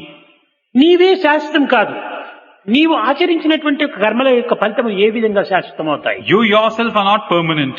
Then the things that you are doing, how permanent can they be? ఏ విధమైనటువంటి సుఖ సంతోషాలు తాత్కాలికంగా మనం పొందినప్పటికీ అవి కొంతకాలం ఉండేటువంటివే కానీ అవి శాశ్వతములు కాదు. These joys and comforts and luxuries that you want to experience, how permanent are they? They are fleeting. They are భగవంతుని transient. దగ్గర నుంచి మనం పొందవలసినటువంటిది నిత్య సత్యమైనటువంటి శాశ్వతమైనటువంటి విషయాలను మనం పొందాలి. So from God you should try to seek that which is permanent and lasting. That తాను state of happiness. శాశ్వతమైనటువంటి వాడు కనుక తన ఫలితం కూడా శాశ్వతమైనటువంటిదిగా ఉంటుండాలి. He is a lasting, never changing entity. He can confer on you the same thing. అతను సత్యస్వరూపుడు కనుక మనము సత్య మార్గమనే అవలంబించాలి. He is the very embodiment of truth, so we shall follow the path of truth laid down by him. Tyagaraju కూడా అదే చెప్పాడు. అతడేరా దైవము. He is verily God, Tyagaraja said. ఎలాంటి వాడు దైవం అంటే ఆడిన మాటను తప్పని వాడు. Who is this? The one who does as he says. ఆచంద్రార్కముగా ఉండి కీర్తిని పొందినటువంటి వాడు. One who has secured lasting fame and name. ఆచంద్రార్కంగా కీర్తిని పొందినటువంటి వాడు. అలాంటి యొక్క కీర్తిని మనం కూడా ఆచంద్రార్కంగా ఉండాలి. So such a fame and name, we also should try to ask. ఆడిన మాట తప్పనిటువంటి వాడిగా ఉంటుండాలి.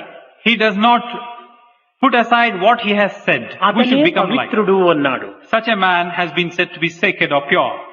ఇంకా కొన్ని విషయాల్లో మనం యోచన చేసుకుంటే దీనికి ఆరోగ్యము అన్నారు. Now there are other things like health. ఈ ఆరోగ్యం అనేటువంటిది ఆనందానికి ఒక లక్షణం. Health is an index to your happiness. ఈ ఆనందం అనేటువంటిది ఆరోగ్యములకు ఏమి సంబంధం ఉంటుండాలి? Now what is the link between health on the one hand and happiness on the other? Anglo Saxon అనేటువంటి ఒక పదం ఇది వచ్చిండేటువంటిది ఆరోగ్యం. Now this word arogya again has its own origin in the Anglo-Saxon language. దీనికి హేగిన్ అనేటువంటి పదం నుంచి వచ్చింది ఈ ఆరోగ్యం. This word arogya is derived from Hagen. హేగిన్ అనగా ఏమిటంటే పరిపూర్ణత అని పవిత్రము అని రెండు అర్థములు. Now this word Hagen means totality or whole and sacredness. ఏది ఆరోగ్యం పరిపూర్ణతగా ఉంటుండాలంటే చేతులు కాళ్ళు పరిపూర్ణతగా ఉండాలా? కాదు. సర్వం కూడాను దేహము, మనస్సు, ఆత్మ మూడింటి యొక్క సమ్మిళితమైనటువంటిదే మానవత్వం. Now what is it that should be whole and full? Is it the limbs by themselves? No. The mind, the body and all your sensory perceptions. And the Atma. The mind, body and the Atma should be కనుక ఈ linked మూడు together. కూడాను పరిపూర్ణంగా ఉంటుండాలి. All these should be in their fullness. శరీరము లోపల ఏ విధమైనటువంటి అంగహీనం కానీ ఏ విధమైనటువంటి యొక్క రోగములకు కానీ అవకాశం ఉండకూడదు. In this body, there should not be any shortcoming in terms of health or in terms of the functioning of any of these faculties. కనుక శరీరం కూడాను పరిపూర్ణమైనటువంటి ఆరోగ్యాన్ని కలిగి ఉంటుండాలి. So this body also should have this degree of health. మనసు కూడాను పరిపూర్ణమైన ఆరోగ్యాన్ని కలిగి The ఉంటుండాలి. mind also likewise should be healthy. ఏ విచారములు కానీ ఏ దుఃఖములు కానీ ఏ విధమైన కష్టములు కానీ ఇందులో అవకాశం అందించరాదు. There is no place for sorrows or grief for this mind to entertain. ఎందుకనగా అన్ని కూడాను కదిలిపోయేటువంటివే కానీ శాశ్వతమైనటువంటివి కాదు. Because all these come and go, they do not remain permanent. Clouds. They are like passing clouds. కనుక ఏ దుఃఖం వచ్చిందన్నా కూడాను కొంతసేపు ఉండవచ్చును, లేక కొన్ని దినములు ఉండొచ్చును, తదుపరి అది అంతర్ధానం అయిపోతుంది. A sorrow, for instance, certainly you may be experiencing it, but today it will come. After a few days it might go. It's not going to remain with you కనుక forever. ఏవి కూడాను శాశ్వతం కాదనేటువంటి సత్యాన్ని మనం గుర్తించుకున్నప్పుడు ఏ కష్టానికి మనం లొంగము, ఏ దుఃఖానికి మనం ఏమాత్రము లక్ష్యం చేయము. So once you have grasped this truth that nothing is permanent, you will never succumb to these sorrows and griefs. చంద్రమా మనసో జాత చక్షో సూర్యో అజాత అన్నారు వేదమునందు. చంద్రమా మనసో జాత అనగా ఏమిటి? ఈ మనస్సుకు చంద్రునికి ఒక సన్నిహిత సంబంధం ఉంటుండాలి. In the Vedas, a link was established or has been established between the mind and the moon. ఈ యొక్క ప్రకాశించేటువంటి యొక్క చంద్రునకు మధ్యలో ఎన్నో క్లౌడ్స్ మేఘములు వస్తుంటాయి. This moon that shines in its own way, there are these ఈ clouds that మేఘములంతా come. వచ్చిపోయేటువంటివే కానీ చంద్రునికి ఏమాత్రము సంబంధం లేదు. These clouds come and go. They do not have any link with the moon itself. అదే విధంగా మన మనసు లోపల కలిగేటువంటి కలతలకు కానీ కల్లోలములకు కానీ మేఘములుగా మనం భావించి దీనికి వచ్చిపోతుంటాయనేటువంటి యొక్క సంకల్పాన్ని దృఢం చేసుకోవాలి. In the same manner, we should have this firm belief that these sorrows and agitations and these thoughts, they are only momentary. They'll come and go. They won't ఇంకా remain with us ఆత్మ forever. ఇది ఎప్పటికి కూడాను మార్పు చెందనటువంటిది. Then we come to the third component, the Atma, which is a lasting entity. దీన్ని మనము పరిశుద్ధం చేసుకోవటానికి కానీ ఇంకే విధమైన ప్రయత్నపూర్వకంగా దీన్ని పూర్ణత్వం గావించుకోవటానికి కానీ చేసుకునేటువంటిది కాదు. It is not something wherein you can make it pure, you can render it ఇది sacred. ఎప్పుడు పరిపూర్ణంగానే ఉంటుండాలి, Because- ఎప్పుడు ప్రకాశవంతంగానే ఉంటుండాలి, ఎప్పుడు చైతన్యవంతంగానే ఉంటుండాలి. It is in its nature to be pure. It is in its nature to be full and whole. It is in its nature to be radiant. కనుక ఈ యొక్క హేగిన్ అనేటువంటి యొక్క పదమునకు ఉండినటువంటి అర్థం ఏంటి? పరిపూర్ణత. So this word Hagen means whole, being full. ఈ పరిపూర్ణుడైనటువంటి వాడు మానవుడు కనుక వాడు నిరంతరం కూడాను పరిపూర్ణత్వాన్ని అనుభవించాలి. So man is one who is such a whole entity, and he should experience the same in his life. ఇలాంటి పరిపూర్ణత్వంతో మనము పవిత్రమైనటువంటి రీతిగా మనం ఉండినప్పుడే మానవత్వం అనేటువంటి విలువ మనకు రాణిస్తుంది. With these thoughts, we should lead our lives in a meaningful and purposeful way. కనుక మానవుని యందు మానవత్వాన్ని వికసింపజేసుకుని ప్రకటింపజేసుకుని ప్రకాశింపజేసుకోవటమే ఈనాటి యొక్క ప్రధానమైనటువంటి యొక్క అంతరార్థమని మనం గుర్తించాలి. So we should understand this truth on this sacred day, that it is for us to recognize and realize what our nature is and try to bring it out to the outside and let it radiate and be a splendid one. మమైవాంశో జీవలోకే జీవభూత సనాతన అని అందరి యందు కూడాను భగవంతుని యొక్క అంశమే ఉన్నదనేటువంటి విశ్వాసాన్ని దృఢం చేసుకొని ఎవ్వరిని బాధించకుండా ఎవ్వరిని కూడాను నొప్పించకుండా చూసుకోవడానికి తగిన కృషి చేయాలి. Being firmly having this belief that in every being God resides, they are but fragments of the one and the same God. It is the divine spark that is latent in every being. See to it that you don't hurt others, you don't injure others. ఇలాంటి పవిత్రమైనటువంటి ప్రవర్తనలు మనం కలిగినప్పుడే భక్తులము అని చెప్పుకోవడానికి అర్హులమవుతాం. Once we can put such ideas into our daily lives, then we can call ourselves bhaktas. కానీ or devotees. ఈనాడు మన యొక్క శాంతము, ఈనాటి సత్యము ఒక పూజ రూమునకు మాత్రమే హద్దులో నిలిచిపోతుంటుండాలి. But today what we see is this state of peace or this idea of truth, so long as we are in the puja room, they are very much obvious. ధ్యానమందిరంలో ఉండినంత వరకు, పూజ రూములో ఉండినంత వరకు ఏదో ప్రశాంతంగా ఉండినట్టుగా, చిరునవ్వు చిందులు దొక్కుతూ ఉండినట్టుగా మనం నటన చేస్తాము. బయట వస్తానే ఇంకా దుర్వాసన క్షేత్రములు, దుర్వాసన యొక్క ఒక పనులు మనము ప్రకటిస్తూ వస్తుంటాము. When we sit for dhyana, when we are doing our puja, when we are inside the puja room, we sport a smile of contentment and bliss and joy. The moment we come out of the puja room, we become durvasa, భగవద్గీతలో another form చెప్పినప్పుడు of anger. చెప్పినట్టుగా ఎప్పుడు కూడాను సతతం యోగినః, నిరంతరము మనము ఈ యొక్క యోగిగానే మనం ప్రయత్నించాలి. It should not be like this. Wherever we are, whatever we are doing, we should be yogis. Yogi Continuously. అనగా ఏమిటి? ఎప్పుడు శాంతంగానే ఉంటుండాలి. మనం ఓంకారం చెప్పిన తర్వాత, కొన్ని భజనలు చేసిన తర్వాత శాంతి శాంతి శాంతి అంటున్నాం. ఎందుకు 3 పర్యాయం శాంతి చెప్తున్నాం? 2 పర్యాయం చెప్పొచ్చును కదా, లేక 4 పర్యాయం చెప్పొచ్చును కదా. 3 పర్యాయం ఎందుకు మనం చెప్పవలసి వచ్చింది? A yogi is one who continuously experiences this state of peace. Now, every time after we do bhajan or after dhyana, we end up by saying Shanti, Shanti, Shanti 3 times. Why only 3 times? Why not 4 or 5 or ఆది less? భౌతికము, ఆది దైవికము, ఆధ్యాత్మికంగా శాంతి, శారీరకంగా శాంతి, మానసికంగా శాంతి, ఆత్మరీతిగా శాంతి. ఈ 3 కూడాను శాంతంగా ఉండినప్పుడే మనం సరి అయినటువంటి పూర్ణత్వాన్ని పొందగలిగినటువంటి వారమవుతాం. The significance of saying Shanti 3 times is peace, the bodily peace, peace, the mind peace, and peace to the Atma. Peace reigning in all these 3 levels of our existence.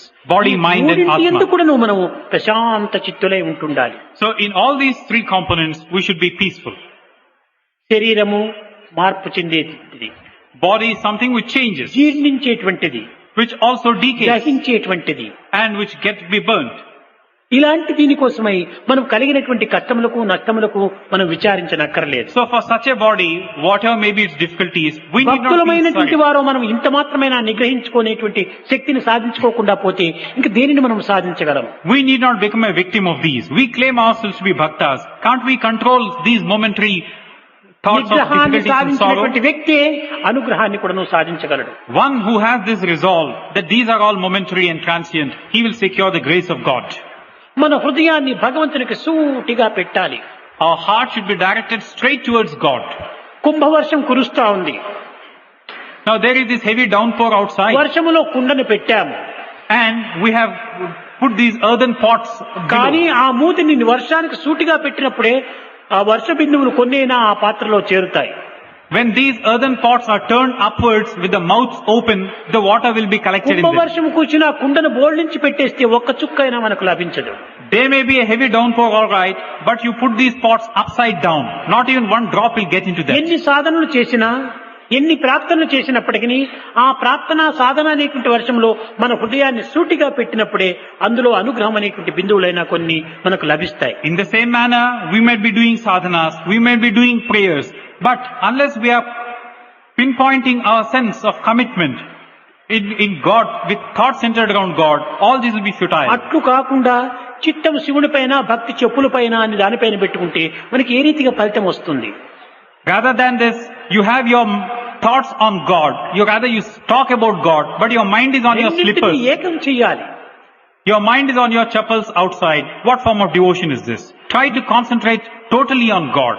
ఈ విధమైనటువంటి యొక్క ప్రవర్తనను కొంత మార్పు చేసుకోవటానికి కృషి చేయటము సాధకుల యొక్క ప్రధానమైన కర్తవ్యము.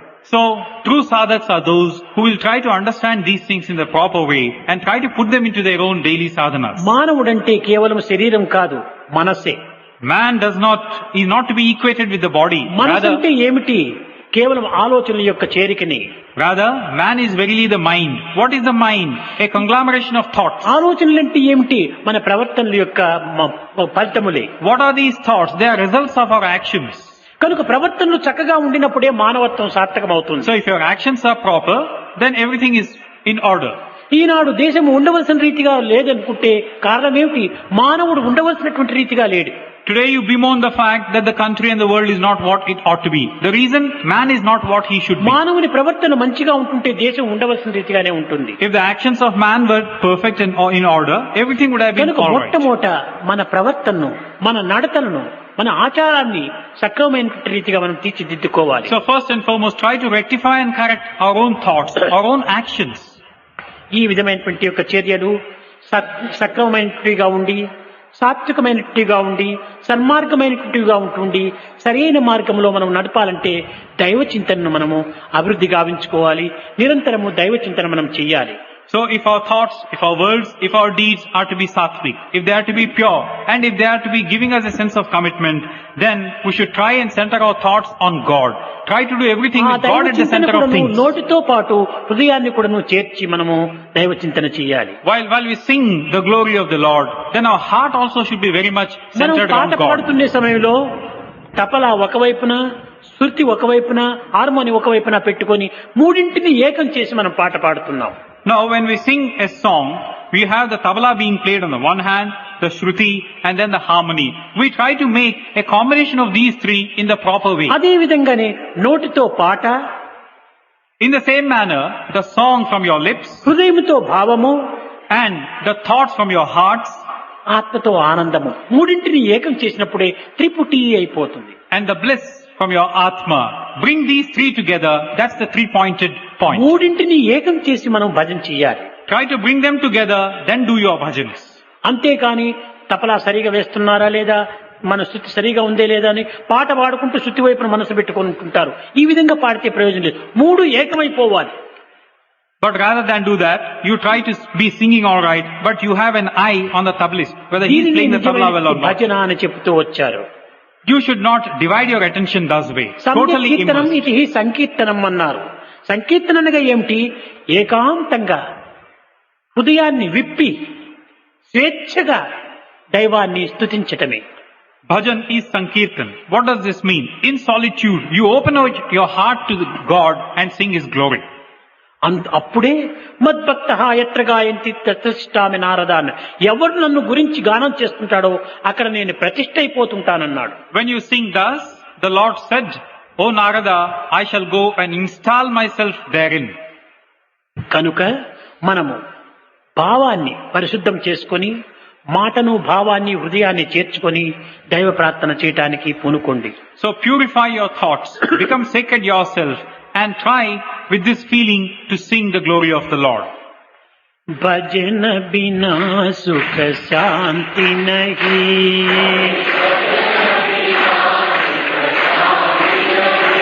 हरि भजन बिना सुख शांति नहीं,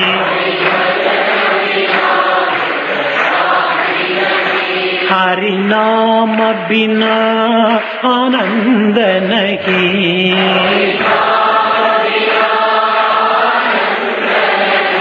हरि नाम बिना आनंद नहीं,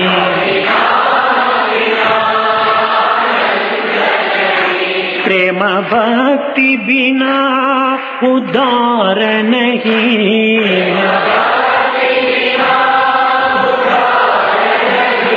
गुरु सेव बिना निर्वाण नहीं,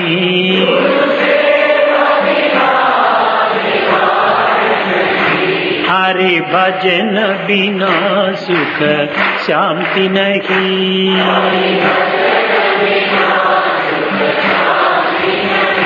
जप ध्यान बिना संयोग नहीं,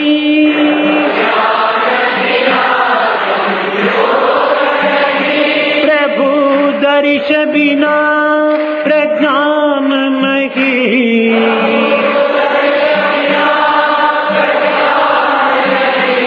दया धर्म बिना सत्कर्म नहीं,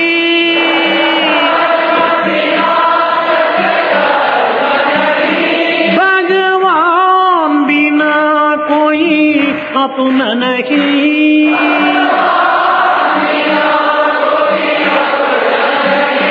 हरि नाम बिना परमात्मा नहीं,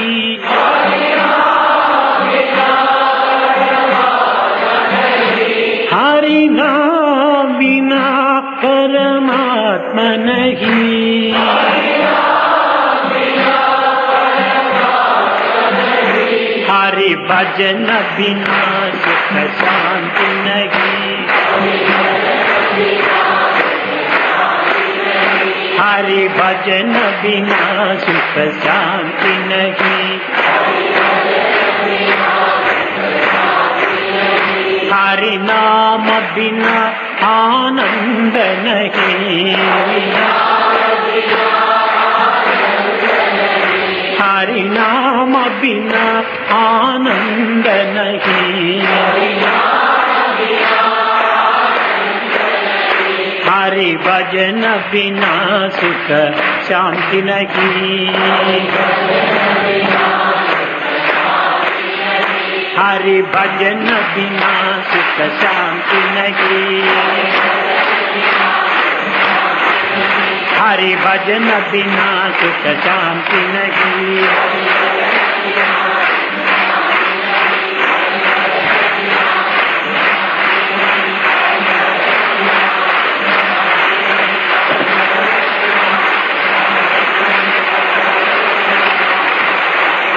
हरि नाम बिना आनंद नहीं, हरि भजन बिना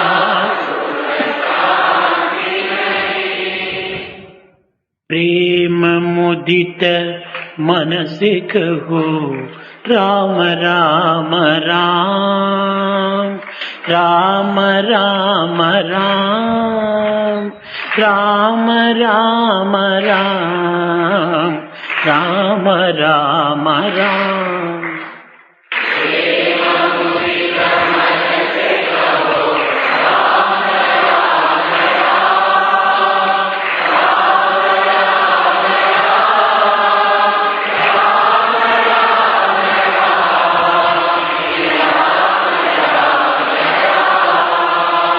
पाप कटे दुख मिटे लेत राम नाम,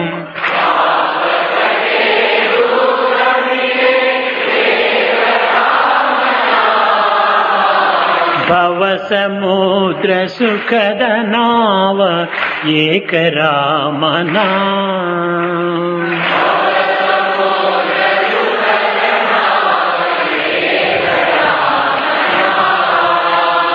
परम शांति सुख निदान दिव्य राम नाम,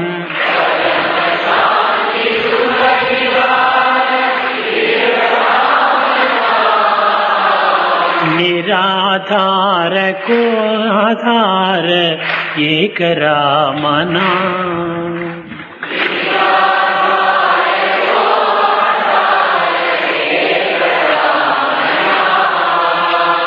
निराधार को आधार एक राम नाम,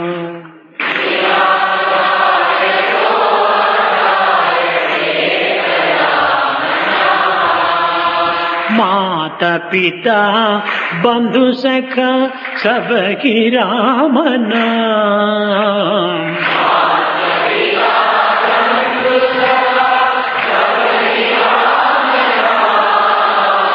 भक्त जनर जीवन धन एक राम नाम,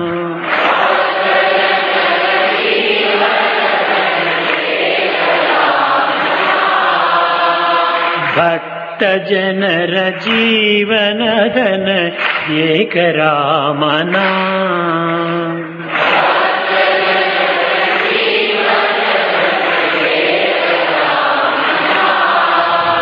राम राम राम, राम राम राम, राम राम राम, श्री राम राम राम,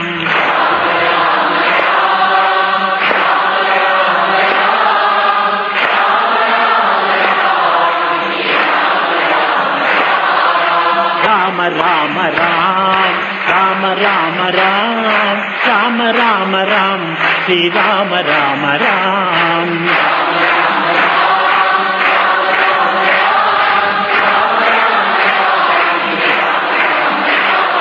राम राम राम, राम राम राम, राम राम राम, श्री राम राम राम,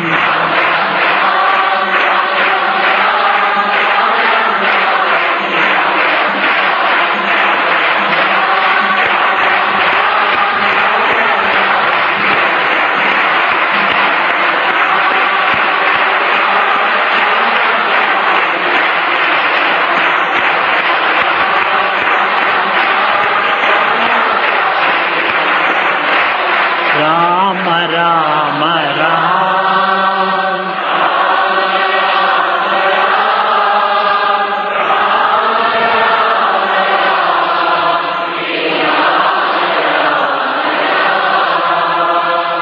సుబ్రహ్మణ్యం సుబ్రహ్మణ్యం షణ్ముఖనాథ సుబ్రహ్మణ్యం.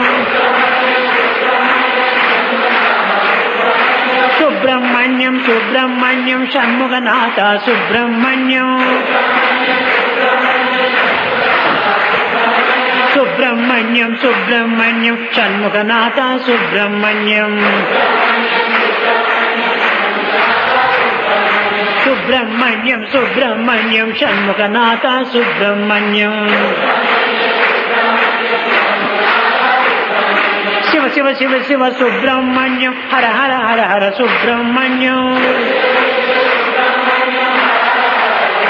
ఓం శివ శివ శివ శివ సుబ్రహ్మణ్యం హర హర హర హర సుబ్రహ్మణ్యం.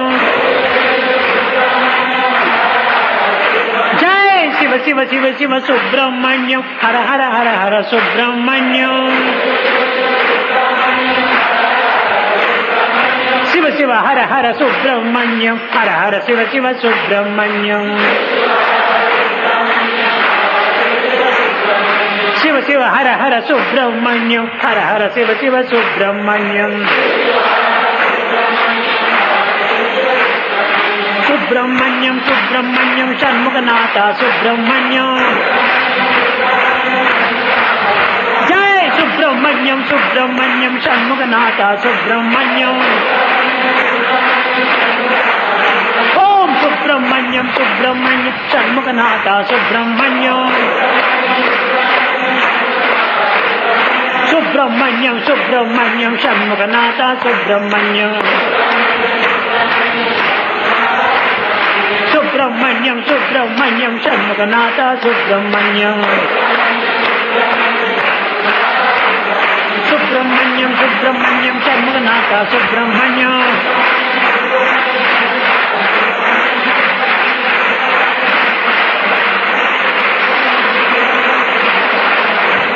సుబ్రహ్మణ్యం సుబ్రహ్మణ్యం షణ్ముఖనాథ సుబ్రహ్మణ్యం.